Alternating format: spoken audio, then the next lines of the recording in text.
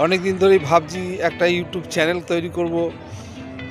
YouTube চ্যানেলটা আজকে আমি ছাড়তে চাইছি।